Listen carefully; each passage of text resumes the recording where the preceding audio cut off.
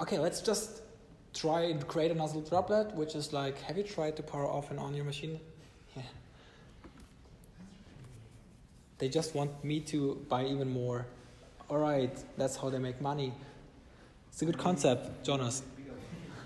Sorry, I have to choose the biggest one in order to, so it works. Yeah, exactly. Let's try that one. Okay, so again, like, no backup. Let's not get the closest one, German quality for all the win. Let's say, what do we want to choose? London? Okay, cool. Let's go with London.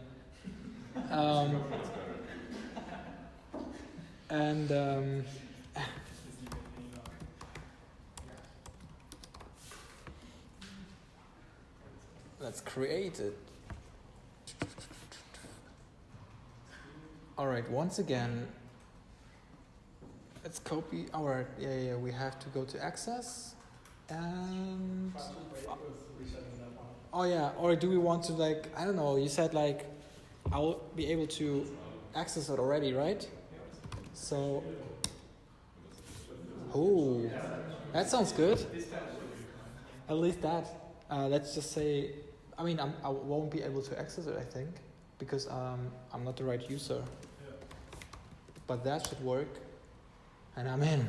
Yeah, we made it. That was the presentation. Glad you came. Cool. Right. So that is how it normally works. It's just a live demo. Okay, cool. So yeah, you add your SSH key and you are able to access your droplet right away, obviously. That's good. Good to know.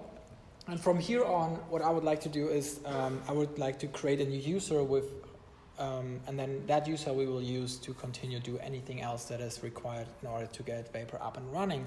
And you have seen that I've used SSH root at the IP. And if you, for example, create a user, which is that command, add user, I personally prefer to use the name that is exactly the same as my local user, because that way, here, that's my local user, because that way I just have to like type in SSH and the IP, and it will try to log in with the username from your local machine on the droplet, and if it exists, which it will, then it will ask you for the password that I'm just about to set. So that's convenient. Could you please increase the font size? Of course. Let's do it like that.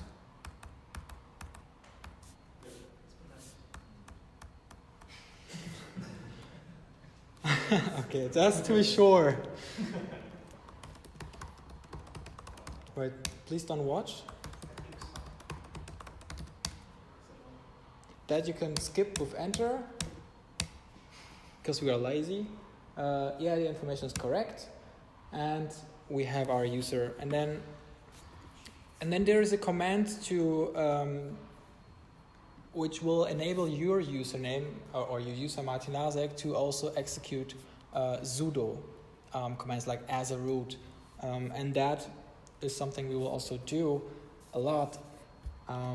So this I see you smiling already. Like, why did you create a user in the first place if you're using sudo all the time? Yeah, because I haven't figured out whether or how to set the permissions in the way that I'm just not in the need of using sudo. So that command would allow your user you just created to also execute sudo, and from here on, oh yeah, right. And the next thing is, now we're having this user Martin Lasek, but we are still root, obviously. Let's get it like that.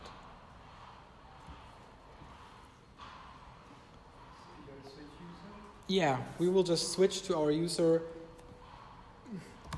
with that command, Martin Lasek. Now we are me, and from here on we will create a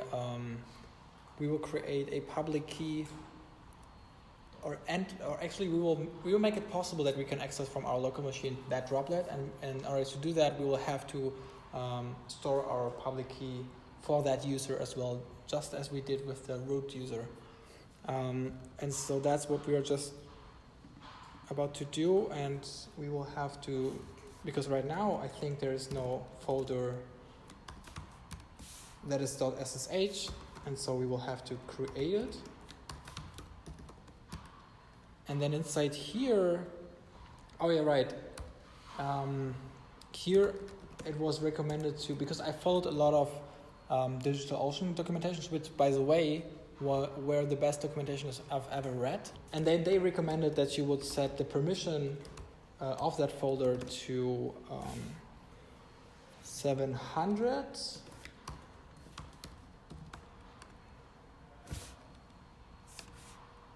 So we have that, and the next thing is, so only the user is able to read, write, and execute. And then we will create a file that is called authorized key. That file doesn't exist, obviously, but we can create it with Vim. Just like, oh yeah, I will have to, on my local machine, copy the public key. Just this one. I'm not missing the S now.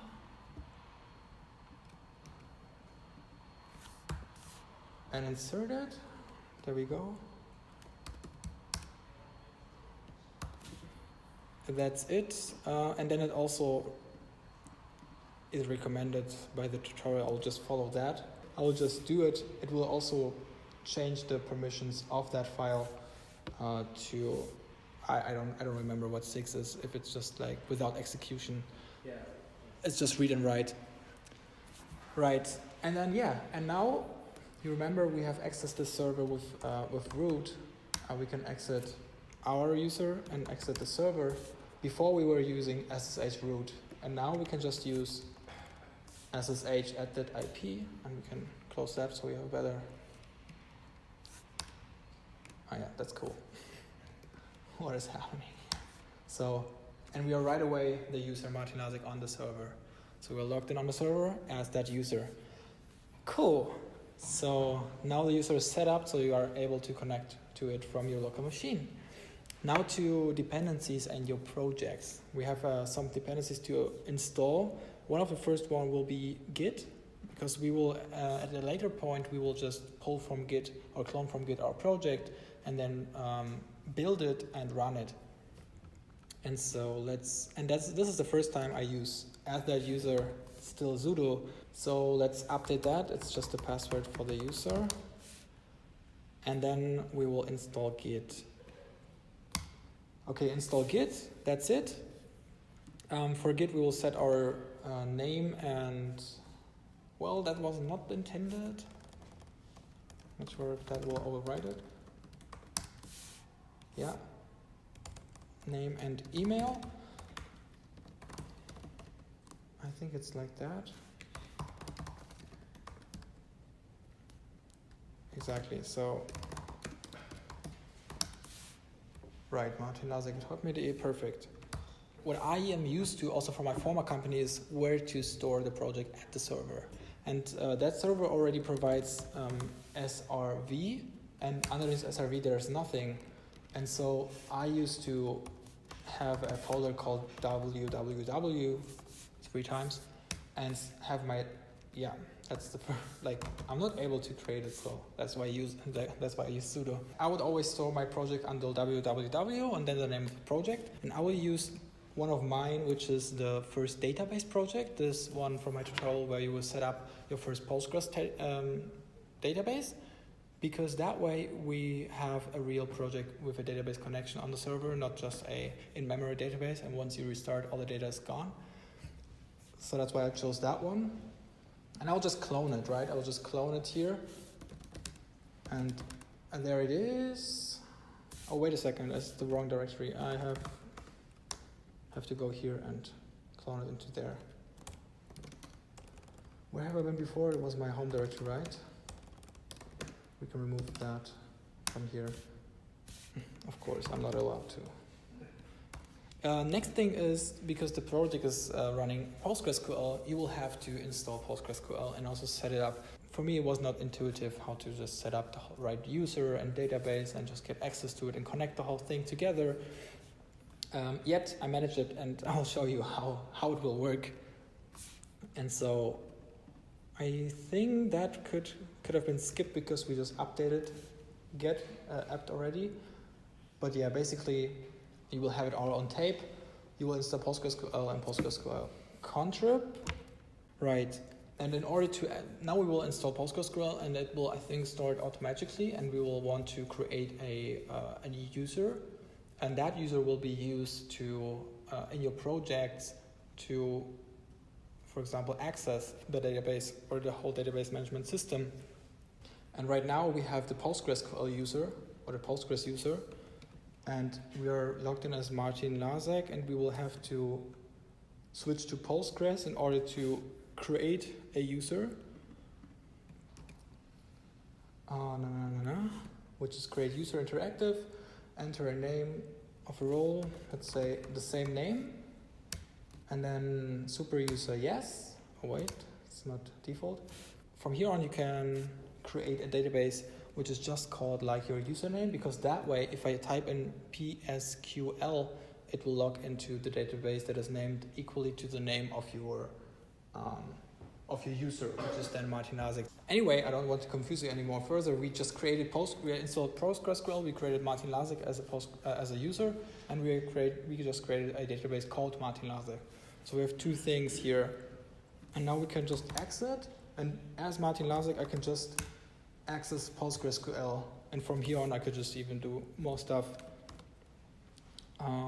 Which is, one thing is, so what I struggled with in the first place was I had no password on my local machine for PostgreSQL, and so I applied nil in the PostgreSQL or in the configuration for PostgreSQL, but that wouldn't work just like that here. So I haven't set any password yet. It wouldn't work to like connect to the database, and so I will have to set a password and then also just put it into my project. There's a command that I looked up. It seems like it has to be auto role, and then Martin Lasek, and I will just set the password. Right now I can just set password. From here on, the database is installed and set and prepared. So you know now you have the database, you have the user, and you have the password for that database. And now we can just move on to install Vapor in Swift. And there's luckily an easy command for that. Let's exit. Oh yeah, it's this one.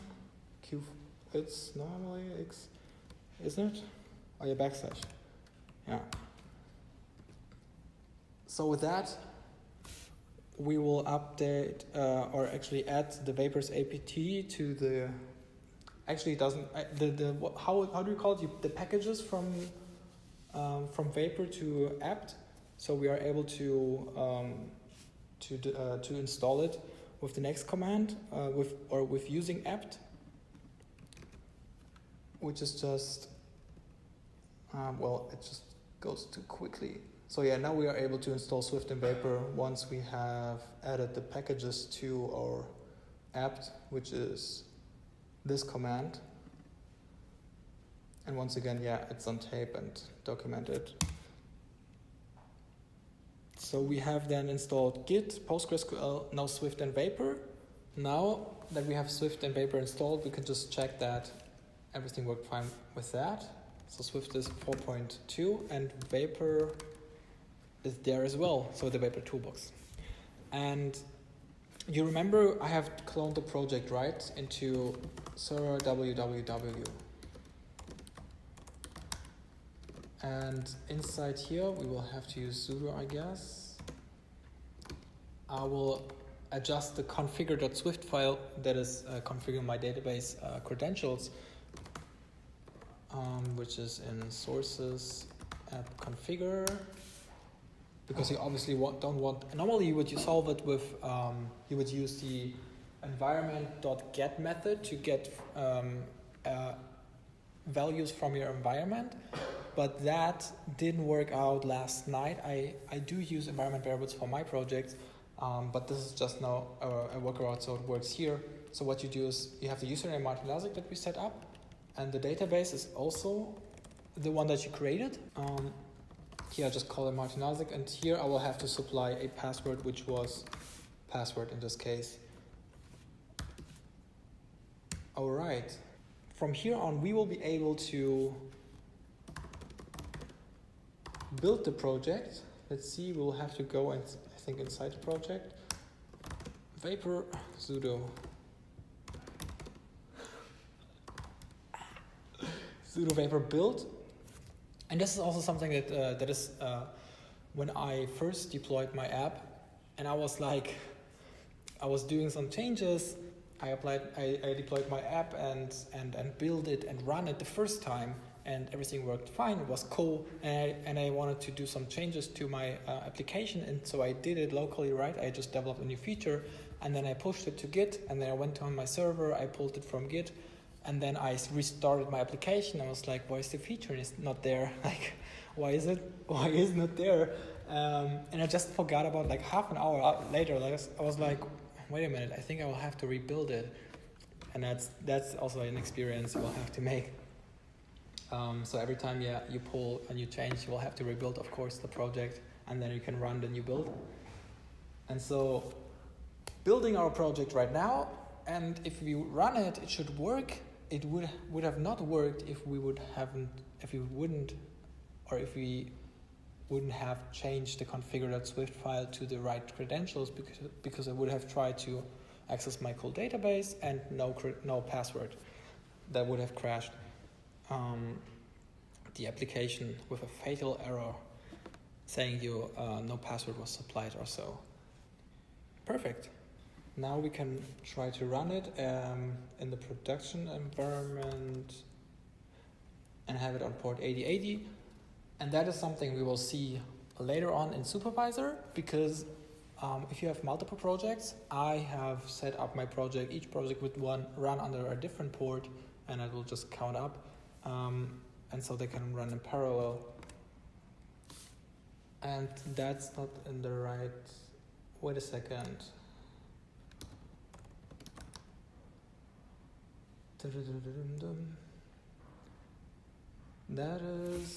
That happened to me yesterday as well. I think I have just built it again. Oh no, it was sudo. Sorry, it was sudo. And the server starts at 8080 and our project is running and up. And in the background, of course, all the migration stuff happened, right? Everything you've done in your project. And next thing is, if we have right now the IP address and we would try to like call it, there's no response, no connection, nothing that will answer you. And so what we will do now is we will just stop the process and we will install Nginx. And with Nginx we can actually direct the request that comes to the server at this API to the right application that we want. And so, okay, well, let's install Nginx. And what we want to do is we can actually, that's what I did. There's an under etc Nginx, and then sites enabled.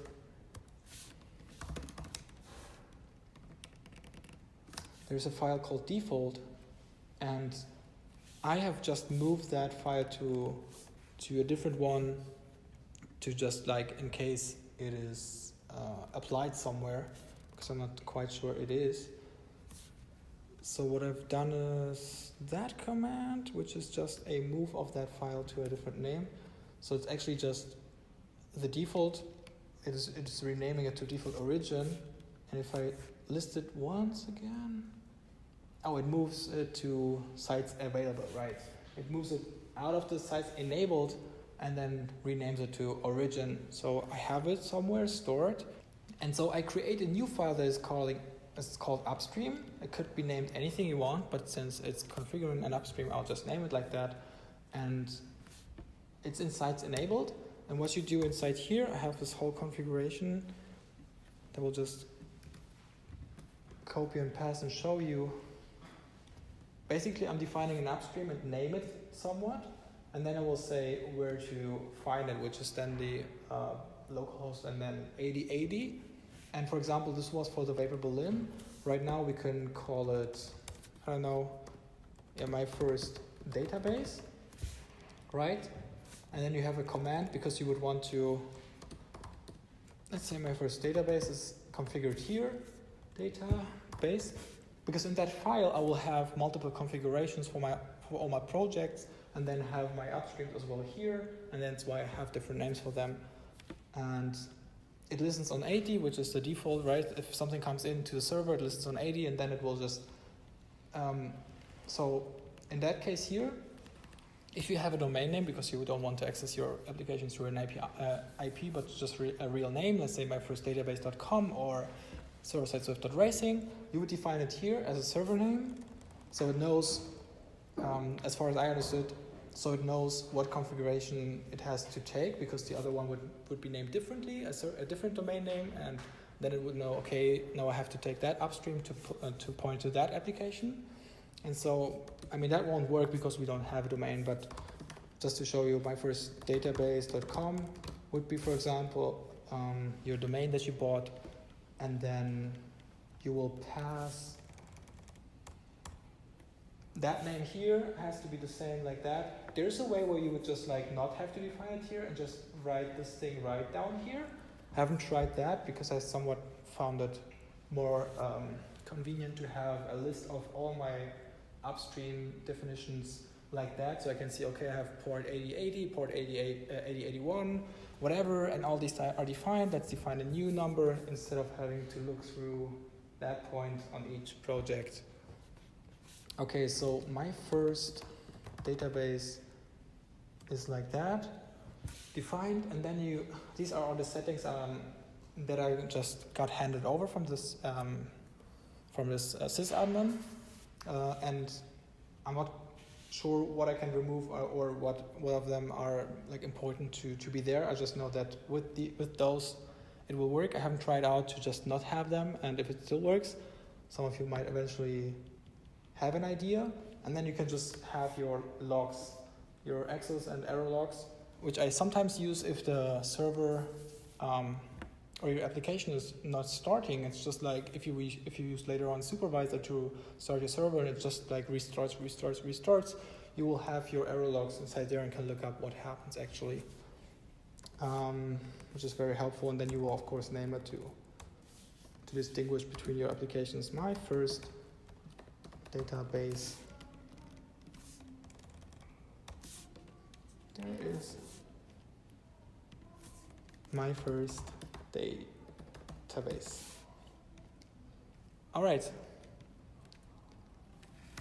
So that's the configuration for Nginx. And basically, I would just copy the whole thing and do the same thing again for the next project, and the next project, and the next project. And you can always test whether your configuration that you do there runs with Nginx or is not having any error with Nginx -t, and it says syntax is okay, because sometimes I would just miss something or mistype something, miss a semicolon or something, and it will just tell me, and it will not start Nginx if a configuration is not okay. So in that case, I can test it before I try to start it. With the systemctl, I can just restart Nginx. That's actually for the configuration of Nginx. And if we now, for example, once again try to access, I mean, we could have tried already. Oh yeah, right.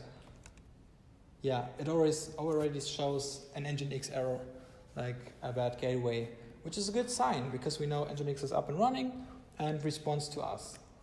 And from here on, what we can do is we could actually just go and say, well, just let's run our application once again. It starts at 8080. We have configured that any request that is coming into the server should be passed to that application. And it already says not found, which is our Vapor application that is responding that the root is not given. And I know for a fact that I have only users, I guess. And that's already an application that runs on DigitalOcean. The only thing here right now is you will have to have your terminal open in order to have it live, because once you want to like close the terminal or just stop the process by that, it won't run anymore. And that's why the last thing comes into place, which is Supervisor. And then we will have our way of starting our application without us being on the server and then have it live. We will install Supervisor, and the configuration file for all your application is stored under etc supervisor confd. There's no file yet. Let's create one and call it the same as our project name or our project, so we have a consistent naming, and we will find it again later on. So it's my first database.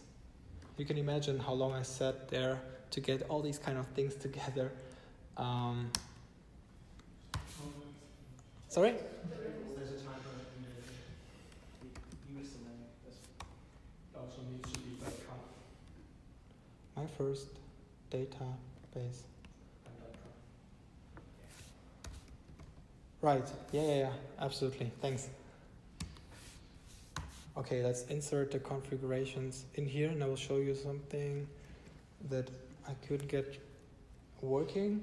So that is a configuration where you would have my first database as a program name. So you can, if you use Supervisor to start or stop applications, you can just pass in the name, and it will do that for that specified name.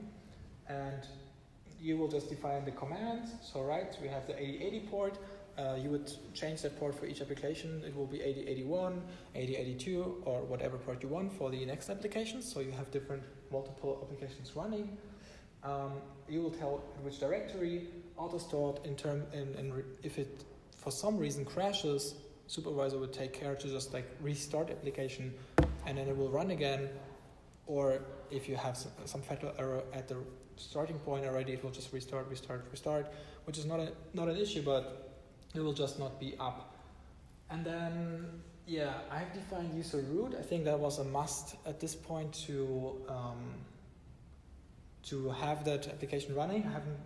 I haven't checked the configuration to change it and see where my freedom is. And yeah, once again, your log files for that. Okay, so we have that. Okay, we have the configuration set. All right. That is a pity, because I haven't opened that file as sudo. So I cannot write it. Once again. So, okay, now we have that project file configured as. Okay, and now that you have configured a new file, or you have created a new file inside that directory, you want Supervisor to reread that directory and all the configurations. And now it has my first database available, and then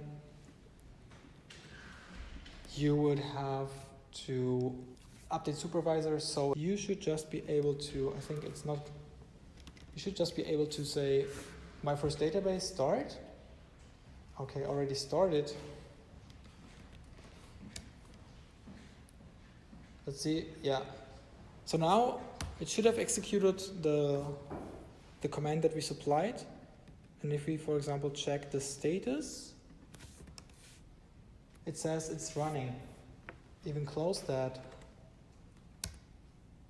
And our application is live. Done.